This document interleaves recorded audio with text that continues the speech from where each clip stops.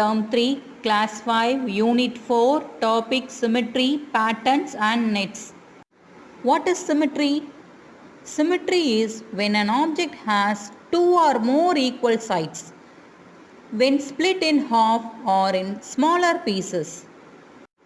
For example, a butterfly has symmetry. If you draw a line down the center of the butterfly, both sides are the same. Next, what is line symmetry? A shape has line symmetry when one half of it is the mirror image of the other half.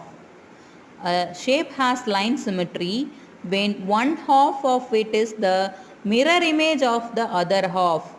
Some of the example of line of symmetry. Another example of line of symmetry. Shapes can be divided equally into two halves. Next example, how many lines of symmetry do the following objects have? See the first figure, it has 7 lines of symmetry. Second one, 5 lines of symmetry. And third figure, 4 lines of symmetry.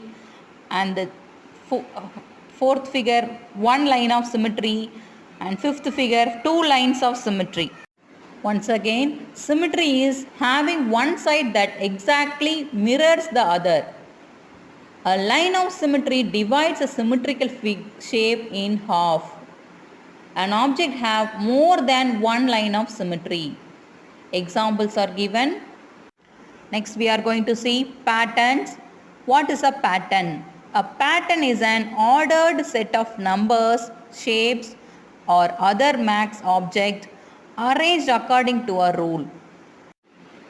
Some of the example of patterns. So what is the answer for first one? So star after square. See the second one. Circle, triangle, rectangle, circle, triangle, rectangle, circle, triangle, rectangle.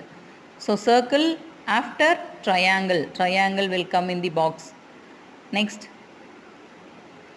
oval shape will be coming in the third one.